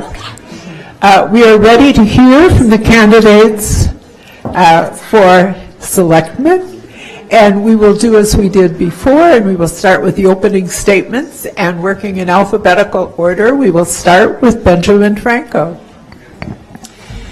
Good evening, everybody. My name, again, is Ben Franco. I am a first term, just finishing my first term on the Board of Selectmen, and looking to win another 3-year term, to serve my second term on the board. It has been a great pleasure to serve a term on the Board of Selectmen, and again, thank you very much for electing me 3 years ago. I grew up in town and went through the Brookline Public Schools. I got my start in town government about a decade ago, just shy of a decade ago, and served as a town meeting member. Pretty quickly got appointed to the Finance Committee, known as the Advisory Committee in Brookline, and then again in 2014 joined the Board of Selectmen. Over the past 3 years, I want to highlight 3 things that I'm particularly proud of that I've accomplished. First, I chaired a committee, that looked at the dreaded leaf blower issue in town, the noise bylaw. And that was a committee that made, I believe, 8 or 9 recommendations. Ultimately weren't adopted by town meeting, weren't implemented, but certainly set the stage for future conversations. Second, I just finished up this past fall chairing the River Road Study Committee, looking at the industrial island bordered by Brookline Avenue, by Washington Street, and by River Road down on the border with Boston by South Huntington Avenue. That was a committee that made a recommendation to town meeting for how to change the use of that parcel of land, and was overwhelmingly adopted by town meeting. And now I'm chairing a committee looking at senior tax policy issues. Those are taxes for low and moderate income seniors. I won't presage what the result is going to be, but I think we're having an interesting conversation and certainly timely as we look forward over the next 18 to 24 months. Again, Ben Franco, I look forward to your questions, and please remember to vote on May 2nd, a week from, or less than a week from now. And moving on in alphabetical order, it will be Heather Hamilton. Thank you. And thank you all for staying to this late-ish hour. I better get used to this if I do win. So my name is Heather Hamilton. I live in Precinct 3. I'm a town meeting member. I'm also president of the Town Meeting Members Association and co-chair of the Green Caucus, which is a town meeting members group that advocates for green issues on the warrant. So a little bit about me, my educational background and work experience. I work for the Massachusetts Department of Transportation. I have 2 master's degrees, one in transportation policy, operations, and logistics, and the other one is a master's in public administration. I want to put those policies, backgrounds to good use, and it seems like we have a lot of challenges facing us in Brookline, whether it's the school enrollment or the 40Bs or 40As, which are regular development, all of which are coming, some of which are already here and in the pipeline, and all of which will have great impacts on our space and especially our transportation infrastructure. Why I'm running for selectman. I get asked this question quite a lot, and I still don't exactly have my answer hammered down. It has something to do with I was always going to run for office someday, and then the November election happened, and I asked myself, why am I waiting? So I decided to pull papers, and I decided to go for it. And I guess I'll live with the result on Tuesday. So I ask for your vote. I would really like to hear what concerns you the most, and please remember to vote on May 2nd. Thank you. And we'll hear from Donnell O'Neill. So my name is Donnell O'Neill Sr. I am 37 years old. I lived in Brookline 37 years in Brookline Village. I attended Pierce School, the Lynch Center, St. Mary's School, and Brookline High School. I have 2 sons, awesome kids, a 12-year-old who's in 6th grade at Pierce School, and a 2.5-year-old who hopefully will be attending the BEAT program at Lynch, like I did. A little history, religious background. Question, which is for you to speak to what you see as the single biggest issue facing Brookline right now, and we'll start with Benjamin and work our way across the table. Sure. So I think the single biggest issue that all other issues in town cascade down from is our school enrollment problem. We've seen a 28% increase in our school population over the past decade, and that large enrollment growth, has put pressures on the town's finances, the school's finances, and on our buildings. I think the way to solve that problem is to invest in education. Clearly, that investment has some implications for all of us as taxpayers. I am committed to solving the school enrollment problem, to expanding the schools through the construction of a 9th elementary school, through the expansion of the high school, through a responsible funding program. I pay taxes just like all of you. I think the schools should be a priority, remain a priority in town, but I do have an eye on the bottom line and the fiscal implications of expansion. And we'll go to Donnell next. Sure. Well, there's not one big issue. Obviously, there's a whole bunch stuff going on. The national media is saying so. I guess one thing I would say would be obviously the racial climate of the town needs to be better. And this is our budget of the town. As a town meeting member, you're supposed to read this, highlight it, digest it, eat it, sleep with it. You're supposed to understand this thing. I understand that there's 1% of our budget goes to human services, so I would like to try to work on increasing our budget somehow. 10 seconds is up. And we'll go to Heather. Okay. We've talked a lot about school enrollment, so I'm going to focus more on just funding in general. I worked on the 2015 override, and it was a blast. I got my feet wet with door knocking and phone calling and anything for the schools. And then I learned that we're going to have like 2 or 3 more overrides in the next 5 years. And I was like, what? So we have some challenges coming, and there are no easy solutions. I work for the state, and I can attest that there is never enough money for doing the things that you want to do, that you should be doing. And that is certainly the case in this big budget. We saw that, I think, with the teacher contracts. There's not enough money. So do you want your libraries to stay open? Do you want a 9th school? Or do you want trash collection? And at some point, these things are going to collide. So I am trying to serve in that capacity. Okay. So we're starting with an audience question. It is one that comes up over and over throughout the year, almost every year in Brookline. And it goes like this time. What is your opinion on development in town? How can you balance the financial benefits to the town with maintaining the character of our neighborhoods and commercial districts? And Donnell, we have to start with you this time. Sure, no, thank you.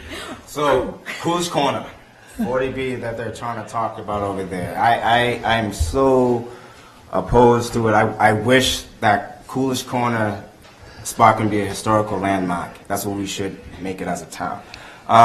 So bad 40B development is horrible for the town. So how do we get good development? Good renovations. I think we need to look at the businesses that are already here, and when they decide they want to renovate or expand, they should include some sort of better development in regards to 40B. Thank you. I know. we have like 1 minute to answer this question. Okay. And stopping there, we'll go on to Heather. Development. Okay. So, development. It's a dirty rap in Brookline. The tax base in Brookline is primarily residential, which if we need to expand some of our services, we're going to need to shift that towards commercial. We're going to spend a lot of time talking about 40B. There are good projects and then there are not so good projects. I fully support the 100%, like senior housing, affordable senior housing. Those are no-brainers. Where we get into discussion is the other projects that come forward that seek to end run around our zoning. I would like to see a little bit more commercial development in Coolidge Corner. I think that there is a lot of potential there, and as a pedestrian mostly, I am a little surprised and concerned that yet another bank and yet another pizza place come in because Walgreens can't even afford the rent. So I would like to see what's going on and what can we live with that would actually bring people to Coolidge Corner, and then how do we deal with the traffic? Benjamin. So we've got 12 40B applications in varying stages of approval. We've received those 12 applications over the past 18 to 24 months. That is a problem in and of itself. It's put tremendous pressure on our town resources, but it's an indication that Brookline is a desirable place to live. So it speaks to a broader problem that we're going to have developers come in and propose projects. How do we preserve the character of our neighborhoods, which is why all of us came to Brookline and chose to remain here. I think first we push back against inappropriate development, whether that be 40B or 40A. The Board of Selectmen has done that in the case of 40B. We have gone aggressively back to the funding agencies and said, this is inappropriate and this is why, and we are committed to working to make improvements, but we're not going to accede to developer demands. I think we also need to take a look at our land use rules, and this is over the long term, and make sure that they match our desire for the community and what is built. Okay. We have a question that's on a very current issue nationally, and Brookline has been involved in this issue, and the question goes, in light of today's court ruling, how would you like to revisit Brookline's sanctuary towns policy and the process that's been used to develop it? This time, we start with Heather. Well, gosh, I don't want to admit this in front of a full audience, but I am unaware of the decision that was made today. Can anyone kind of clue me in? I'm unaware of that too. Can somebody come up and... Oh, really? Okay. So from what I understand about this current board, they have been working with the police department, the chief, to make sure that we are very mindful when people are stopped in Brookline and that they are not asked for ID that could potentially require us, I guess require might be too strong of a word now, to notify ICE, which is Immigration Services. I fully support being inclusive and welcoming environment in Brookline. I don't like the tone of what I see going on at the national level, and state rights. Thank you. So my vision for Brookline is one that's welcoming and inclusive for all people, regardless of race, ethnicity, gender, socioeconomic status, and nationality and immigration status. I am very proud of the work that the town has done to amend our police procedures and to affirm our vision for the community as one that's welcoming. Last evening, the Board of Selectmen approved a policy direction that definitively stated that the town of Brookline will not inquire about people's immigration status, no town employee will, and we're not going to enforce federal immigration law. Our police department is not going to talk to ICE and say we've got somebody who's an undocumented immigrant, come and pick them up from the police station. To this point, we've worked on our post-arrest procedures, and there's the policy direction that the board adopted is posted on the website. In future weeks, we're going to look at other interactions between the public and the police, that being between witnesses and victims and other people that the police come in contact with. All right, And Donnell. Yeah, so the sanctuary cities, towns, whatever, I commend the selectmen for doing their statement letter to everyone, stating the fact that they're behind Chief's policy on detaining, that whole ICE thing. Our police department has worked really hard on their policy in regards to sanctuary cities. I've spoken with the chief, and he's doing his best to go about what the selectmen have suggested. And the only thing we can do is to support our chief, to be honest with you, and allow him to do what they're forcing him to do. That's it. All right.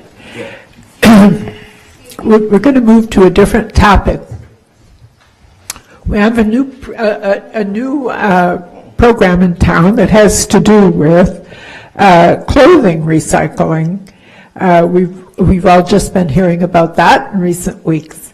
And the question goes like this: the new clothing recycling program uses plastic bags that will end up in landfills. Will you support reversing this? I think we start with you, Benjamin, this time. So I confess I'm a little bit unclear on what the question is. Is it reversing the clothing recycling program or reversing the use of plastic bags? I fully support the clothing, and it's actually beyond that. It's clothing, textiles, bedding, small electronics, other things that aren't traditionally thought of as being recyclable. I think it's a great way to combat climate change, to get items that can be recycled out of our solid waste stream, and ultimately it cuts funding, cuts expenses for the town in the collection of solid waste. I, of course, welcome the opportunity to do that recycling program in a more friendly way, ecologically, a way that doesn't impact and contribute to climate change. So I'm happy to take a look at it and work with the private vendor that we've contracted with to do this program over the next couple of weeks and months, should I be reelected to the board. Donnell. So as a town meeting member from 2004 to 2010, I've voted on trans fats, just a lot of things. So recycling is an issue that we do need to step up as a town and continue to work with the different organizations that for it. I'm distracted because I really want to know what she had to say. And I want her to say it. I think she should say it. But there's 30 seconds. Can you scream it in 30 seconds, please? A simple yes or no, you believe Brookline should declare itself a sanctuary city? Yes. Okay, Heather. Oh, yes. Yes, you would. Yes, I would. That was a quick answer. Okay. We had a question that you did go around and speak to about the sanctuary cities, and one of our members in the audience reminded us that the court has been ruling that the federal government cannot withhold funds if we're operating as a sanctuary city. We've been hearing quite a bit about that recently. And so there's a related question, and it's very direct, and asks, do you believe Brookline should declare itself a sanctuary city? Yes or no? And this time I think we start with... I'm not sure that we actually got through the last question. Oh, you want to go back to the last question on the plastic bags? Well, this one's way more exciting, so we'll leave it up to the audience. I thought your short answer was the answer. I'm sorry if I cut you off. Did you want to say more about the plastic bags? Yeah, okay, so we're back on the material waste and recycling. We could do that, yes, because okay. you didn't really give us an answer to that, except to say you would. I thought he was ceding his time, but okay, sorry. I'm just taking up more time. Like Ben said, I think the costs kind of outweigh or the benefits outweigh the costs in terms of recycling, things that would probably end up in a landfill. As per the plastic bags, so working for the Commonwealth of Massachusetts, I do a lot of procurement.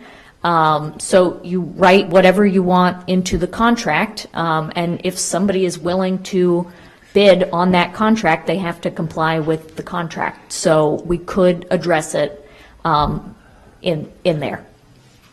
Okay, so now we'll move back to sanctuary cities.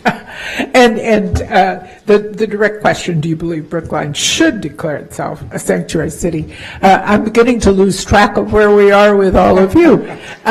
So, Benjamin, just start.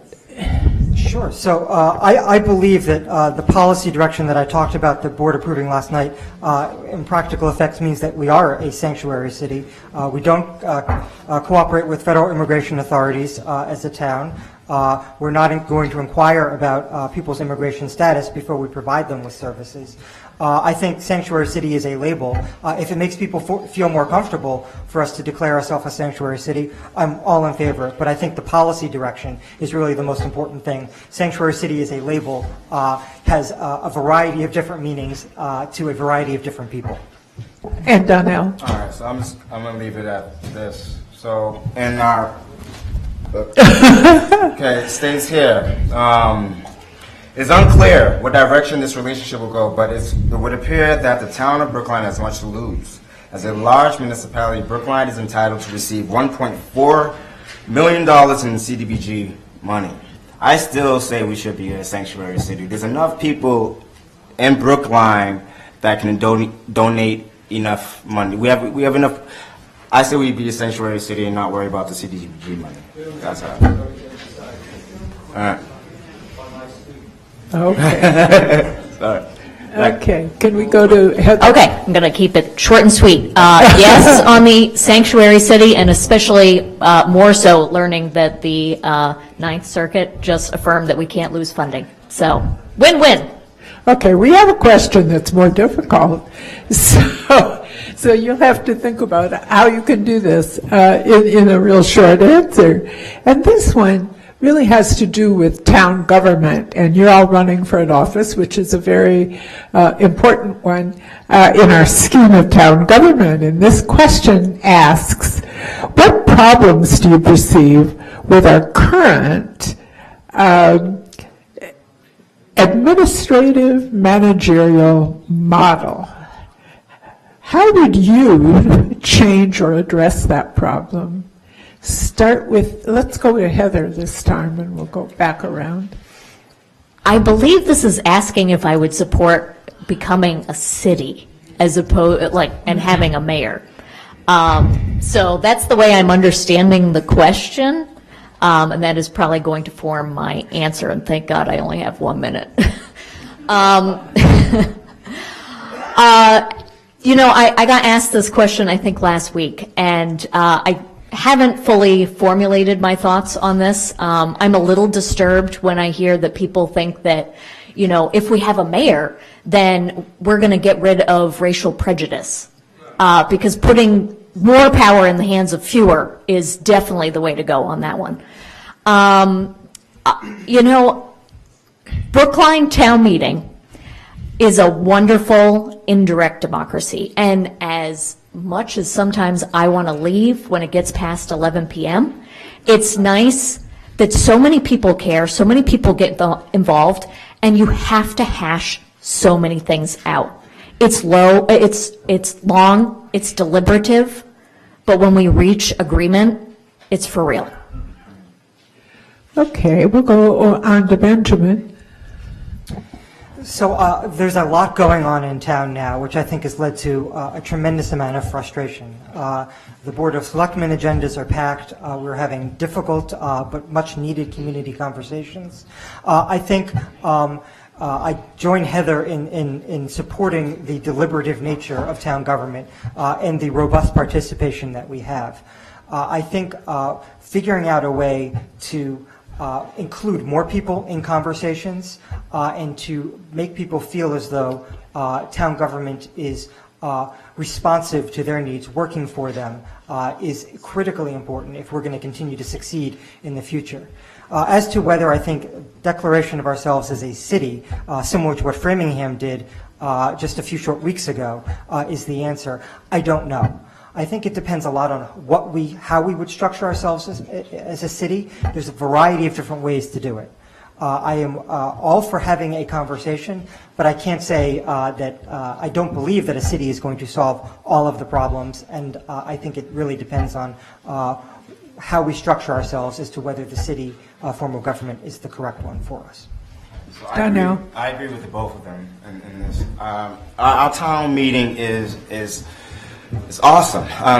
We talk about so many. We're allowed to hash it out at town meeting, no matter what no matter what it is, okay? It could be the smallest thing to the largest thing. At town meeting, I think the only problem we have at town meeting is that there's not enough issues being put out there. So, for example, warrant article 22 that's going to be coming up at the town meetings, the GEAR article, okay? So that's going to bring a lot of conversation at town meeting, and something that's been missing for a very long time. I mean, I haven't seen something like this that's going to happen in a very long time, and I feel that's good for our body as a town, as a town, because it allows the whole town to speak on it, you know, and vote on it. That's it. I'm going to take a moment of privilege and expand on this a little bit because of a comment that Donnell made, which is a good one. And he talked about the kinds of conversations we have around town. And so I think it might be good for us all to think about how might you change, or how might we expand the kinds of conversations that are being had in town about some issues. So start with Heather and go back around. Oh, well, running for selectman has been very humbling and very educational experience. And it kind of started with first the phone calls. I called, I think, every town meeting member in the book, and then gathering signatures. And it gave me an excuse to walk up to perfect strangers and start a conversation. And I guess we need to do more of that. I've found myself going into random shops that I never noticed before, and I go in there and I say, hey, my name is Heather Hamilton. I'm running for selectman. When did you open your shop? What do you sell here? You know, why did you choose Brookline and not Cambridge? I think the board, at least the way I see it, we're almost ambassadors to the town, to everyone that's here, whether you're a resident or not. And I'm going to take that role very seriously and continue to walk up to random strangers and introduce myself. Benjamin. So one of my greatest pleasures as a member of the board is in receiving emails and phone calls from residents of the town. It is a pleasure, but it is also something that is a great burden. I got, I think, about 50 emails for an issue that was on the town's, the Board of Selectmen's calendar last night. And to respond to those emails in a thoughtful way is difficult. I think the way to do a better job of communicating between town government, capital T, and residents is to be more present. I think responding to emails and phone calls is one way to do it. One of my great frustrations in the past 3 years serving on the board is I feel like it's difficult to break into a lot of communities in town. I think the one that really most frustrated me is the schools. So I would welcome the schools, the town, trying to facilitate conversations between subpopulations, different groups within the community. And Donnell? Yeah, so as a selectman, part of the duties are to hold public meetings, open to the public, weekly. Also meet with the department heads and discuss issues with the department heads. So as a selectman, I feel if they're on the right track. I mean, I just think the selectmen need a little bit more of a push. Like I said before, the GEAR warrant article is going to be big. It's going to be good for the town. So more stuff like that, pushing people to petition warrant articles, to get more involved in the town. I know I can do that. I know I can reach certain people that probably haven't thought they had a voice to speak up at town meeting. So I feel I can bring everyone closer together and just allow people to have a forum to speak. That's it. All right. We're going to ask you one last question before we do the final comments, but this one is a question that certainly troubles our three organizations that are sponsoring this forum this evening, and it goes like this. we don't always ask it in quite this way, should we continue to have elections in early May when we see such low voter turnout? We'll start back with Benjamin.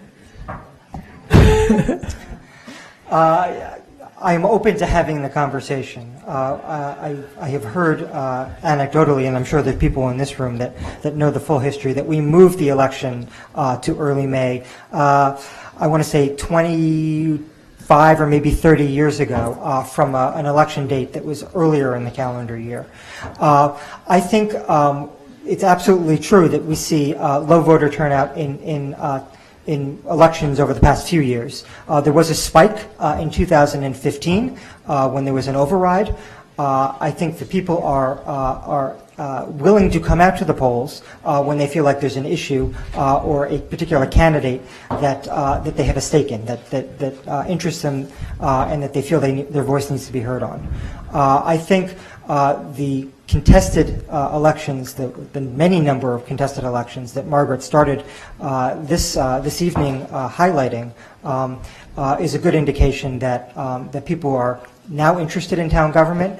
But again, I am open to the conversation and seeing if there's a better time of the year to have an election. Donnell? So I say any time is a good time for election because it gives the people an opportunity to step up and have a say and get involved in the community.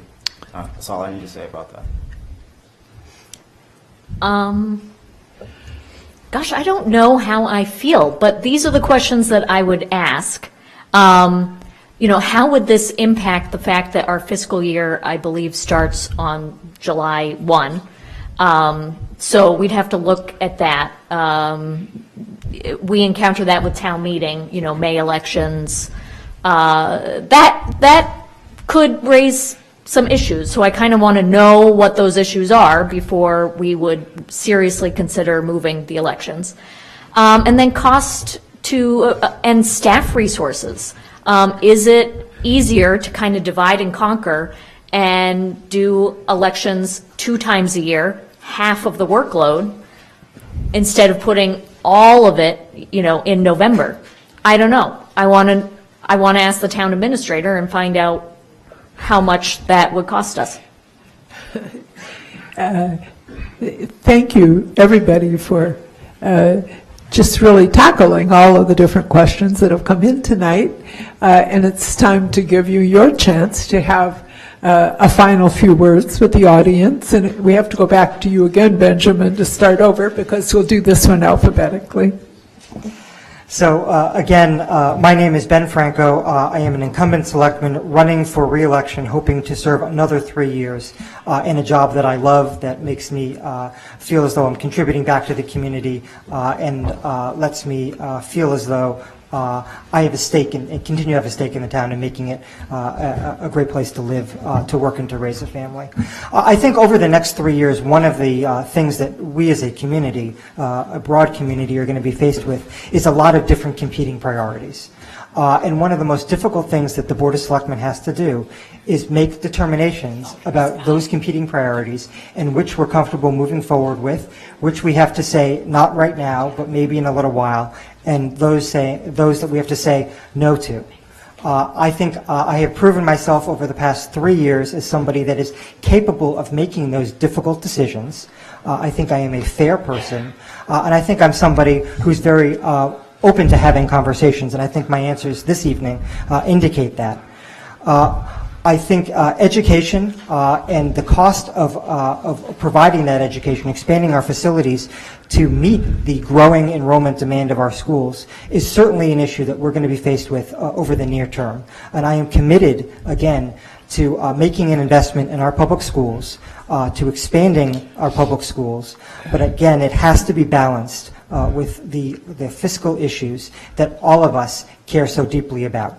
I get the tax bills just like everybody else, and I am sensitive to cost concerns. I will close by saying it's been a pleasure to serve for the past 3 years. Again, I look forward and hope to serve for another 3 years as a member of this board, of the Board of Selectmen. I ask for your vote on May 2nd, and I encourage you to reach out to me if you have any other questions that haven't been addressed to me this evening, or questions about my experience on the board. benfranco.org is my website and has my contact information on it. Thank you so much. Heather. Oh, okay. So again, for those of you just joining us, my name is Heather Hamilton, and I am running for Brookline Selectmen. Please vote on May 2nd. So I have a transportation background, but other than that, the reason why I chose Brookline in particular is because I'm a pedestrian for the most part. I don't own a car, and I'm a renter, which I think 55% of Brookline are renters. So I would bring that lens to the board. I look at things in a slightly different way because of those two things. I also live with 2 postdocs who are from China. So I see these underrepresented groups because I live with 2 of them. They're not allowed to vote because they're not citizens, but they've lived here just as long as I have. And they are impacted by the decisions that we make. So I'm asking for your vote because I have fallen in love with Brookline and I have chosen to make it my home. And I want to have an impact on this community because I'm starting to see all of it as my family. So please remember to vote on May 2nd, and please remember the name Heather Hamilton. And now Donnell. All right, so my name obviously Donnell O'Neill, Sr. Like I said, I've lived in Brookline almost 40 years. This is my home. It's my kids' home, my past, present, and future. The reason why I got into this race, I didn't want to make it too easy for these two, because Nancy dropped out, okay?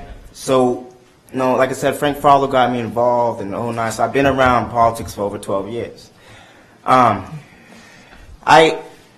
don't want to miss, someone said it yesterday at Nancy's farewell, I don't want to miss the feeling of home, of you know, home is where your heart is. This is where my heart is. And I know if I'm elected to selectmen, I can concentrate more on bringing the department heads together, unifying them more, try to open up their eyes, because I have lived it. I have the experience. I've lived here for 40 years, so I've gone through the issues from 5 to 12 in this book, the selectmen's objectives that they need to deal with. So please vote for me May 2nd, positive change. My phone number is 857-243-3602. If you have any questions, call me. You don't need to email me, just call me. All right? Thank you. I won't walk off this stage like they did. I will not walk off this stage. If you have something to say, please say it. The selectmen are supposed to hear you. And I will not walk off the stage. Thank you. I believe that our program tonight will be shown on big, probably repeated times, but also, and if you want to get further acquainted with what was said here tonight, but also tomorrow in Thursday's tab, you'll get the voter's guide. Some of those who are around here tonight.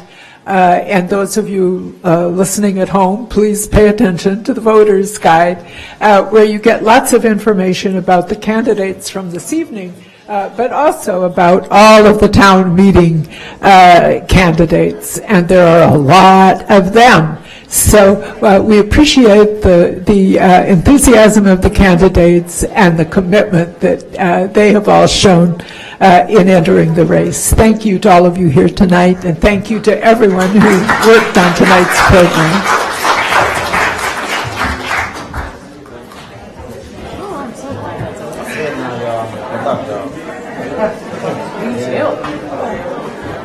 Whatever happens, I hope that she's safe.